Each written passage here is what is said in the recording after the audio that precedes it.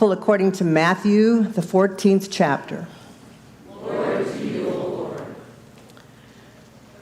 Now when Jesus heard about the beheading of John the Baptist, he withdrew from there in a boat to a deserted place by himself. But when the crowds heard it, they followed him out on foot from the towns.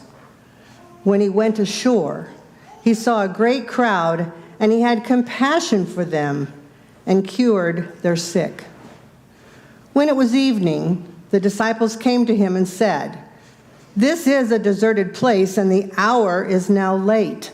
Send the crowds away so that they may go to the villages and buy food for themselves." Jesus said to them, "They need not go away. You give them something to eat." They replied, "We have nothing here but 5 loaves and 2 fish." And he said, "Bring them here to me." Then he ordered the crowds to sit down on the grass. And taking the 5 loaves and the 2 fish, he looked up to heaven and blessed and broke the loaves and gave them to the disciples. And the disciples gave them to the crowds. And all ate and were filled. And they took up what was left over of the broken pieces, 12 baskets full. And those who ate were about 5,000 men, besides women and children. The gospel of the Lord. Praise to you, O Christ.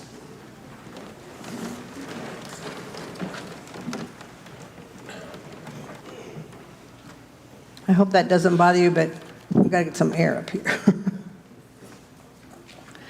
I'm sure there isn't a person here who at some time in their life has either been told to share with a sister or brother or friends or relatives.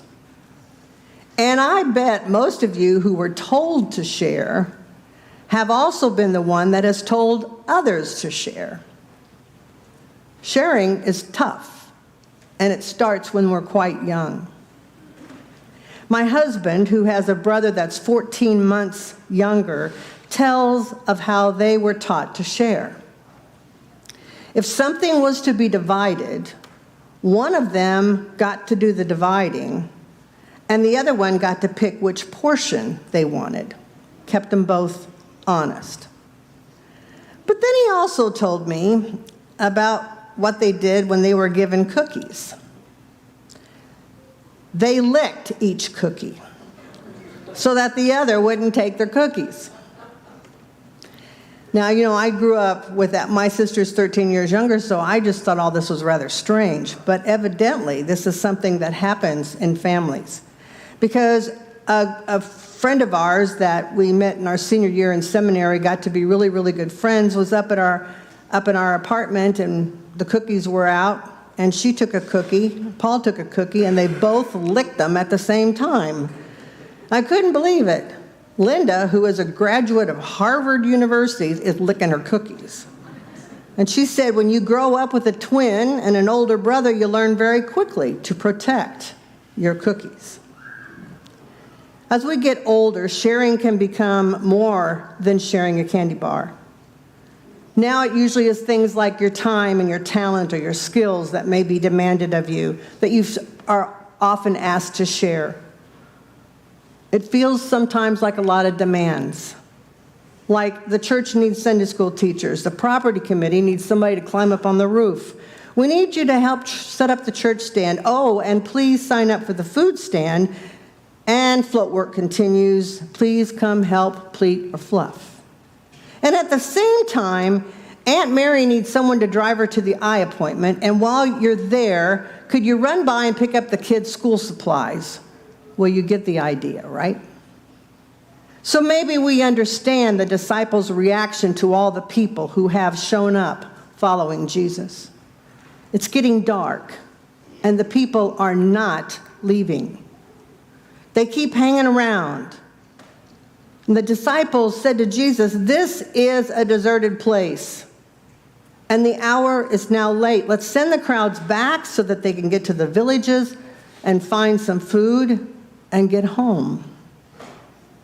And we hear later that there were 5,000 men, plus women and children. So I agree with the disciples. Send the people back home while it's still light so that they can get the food and return home safely. But we know what Jesus said. They need not go away. You give them something to eat. The disciples take a look around, and all they see are 2 fish and 5 loaves of bread, and they said, like, Jesus, are you serious? Are you kidding us? And of course, we know what happens next. Jesus takes the food they have, blesses it, and now there's plenty for everyone. When we gather for worship, we see a table set with bread and wine. And as the presider speaks the words Jesus spoke at the Last Supper, the wine and the bread are blessed. And then everyone is invited to eat and drink. The words from Isaiah 55 become our invitation to the table. Doesn't that start out kind of funny? Ho! Yeah, that's the word that was in the Bible. Ho, everyone who thirsts, come to the waters, and you that have no money, come, buy and eat. Come buy wine and milk without money and without price. That is quite an invitation. And it is quite a banquet if you continue to read that passage. The banquet before us today is where we receive grace and the mercy and the love of God. And everyone is invited. And everyone who comes will be filled.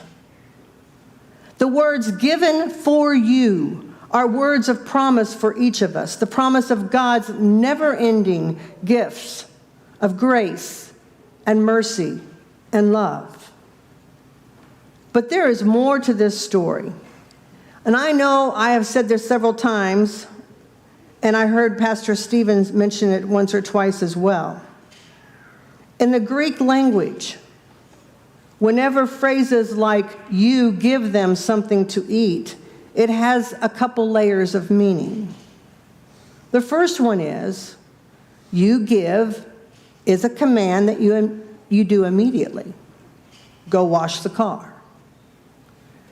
But the other meaning that it has is you give is a command that keeps on needing action. It doesn't just end that moment when you fulfill it. The Greek verb has you doing it all the time. So what Jesus is really saying is you give them something to eat now, and you keep on giving people something to eat.